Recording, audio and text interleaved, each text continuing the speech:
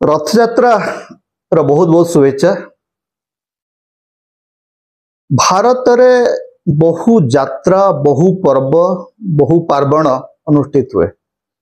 बहु धर्म रे बहु प्रकार विविध विन्यास आम देखी आसचु यात्रा माध्यम रे। हेले रथयात्रा होची भारतर धार्मिक इतिहास रे गोटे भिन्न यात्रा, जहाँ को गुरुदेव रवींद्रनाथ टैगोर बहुत चमत्कार भाव कहते जे महामानवर यात्रा, रथ पथ एकाकार बड़दाण्ड जगन्नाथमय। जे ये हूँ एकमात्र यात्रा जोठी रथ पथ भक्त एवं भगवान ए समस्त गोटे महामिलन गोटे महासमन्वय देखा मिले।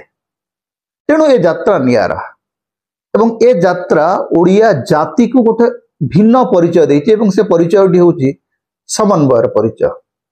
ओडिया जाति जो अस्मिता अस्मिता बोल आप कहती से अस्मितार प्रथम परिचय होची विविधता भितर एकता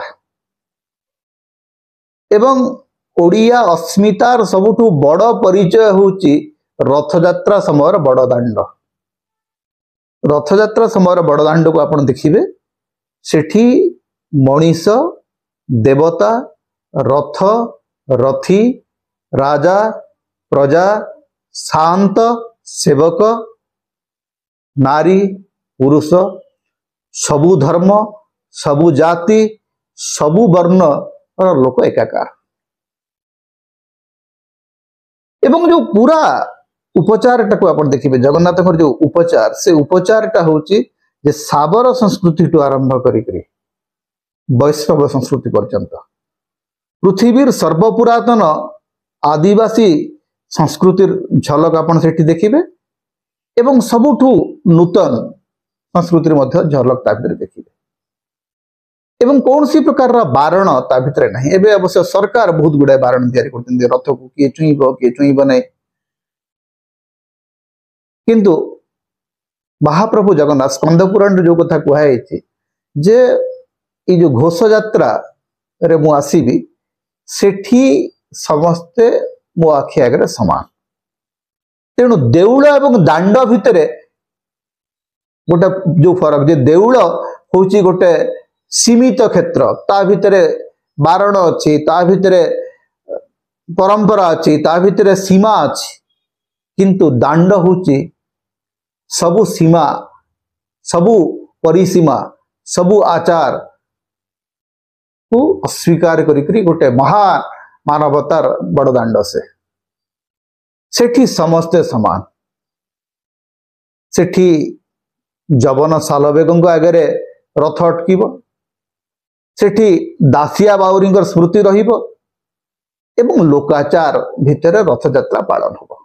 जगन्नाथ संस्कृति गोटे बहुत बड़ दिग जोटा कि आमर पंडित माने बहुत शास्त्र चर्चा करती आगम निगमर कथा कहती आगम निगमर कथा कहती, किंतु जगन्नाथ संस्कृतिर मूल पिंड होची भक्त। सप्तदश शताब्दी रे आमर जड़े महान कवि थिले रामदास एवं तांकर गोटे महान ग्रंथ अच्छी ता ना हूँ दाढ़्यता भक्ति भक्तिर दृढ़ता।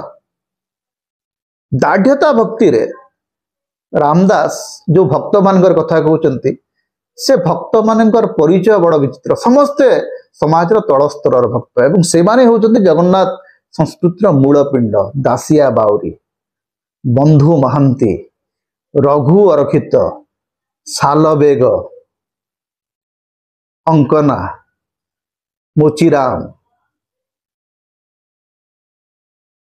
समाजर सबुठु तल वर्गर जो मान को ये समाज अस्पृश्य कर रखिला जो मान को मंदिर प्रवेश बारण थिला से माने समस्ते महाप्रभु जगन्नाथंकर परम भक्त भावरे विवेचित होकर जगन्नाथ संस्कृतिर मूल अच्छा। तेणु महाप्रभुंकर जो बहुत ना भीतर गोटे ना हूँ पतित पावन। तेणु ओडिया अस्मितार कथा कहला बेले ये बड़दाण्डर जो प्रतीक ये जो बड़दाण्डर जो विशालता विविधता व्यापकता एवं समन्वय याकू आपन को सब मन रखा पड़ो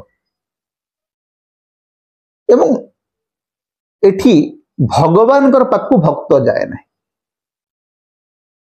भगवान भक्त पाखक आसते एवं सालवेंगर से जो चमत्कार धाड़ी के मन पकईदे धेनु पछे पछे बस्सा गमे क्षीर लोभे भकत पछरे तु ही थाउ से ही भावे।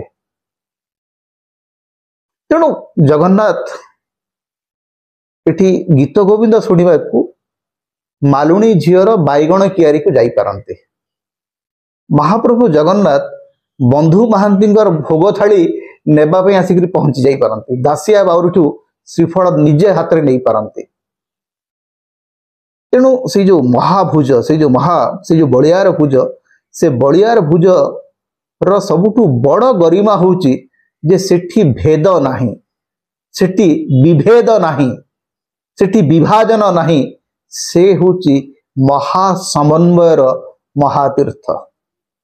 तेणु से बड़दाण्ड को प्रणाम से बड़ ठाकुर को प्रणाम एवं से बड़दाण्डर महान प्रतीक भाव में ओडिया अस्मिता आगु जीव विभाजन तैयारी हब नहीं एवं महाप्रभुंकर जो विशाल बड़दाण्ड सेटा ही आमर सांस्कृतिक आधार आमर अस्मितार आधार होकर आम आशा करिया। पुणी थे आपको रथ यात्रार बहुत बहुत शुभेच्छा एवं शुभकामना। नमस्कार। समता होची एक एमती गोटे प्लाटफॉर्म जो आम चेष्टा करुचु स्पष्ट साहसी एवं निर्भीक भाव में मतामत रखा। ओडिशार राजनीति भारत राजनीति पृथ्वी राजनीति संपर्क में आम गोटे स्पष्ट एवं शाणित वक्तव्य रखापी चेष्टा कर प्लाटफॉर्म को आपड़ जब बंचाइबा चाहती आपड़ जब आम स्वर को अधिक अधिक शुणा चाहते ताले आपण मानक अनुरोध आम चैनल रे जॉइन करंतु। आपण पेट्रन सभ्य हो पारे प्रमोटर सभ्य हो पारे पार्टनर सभ्य हो पारे।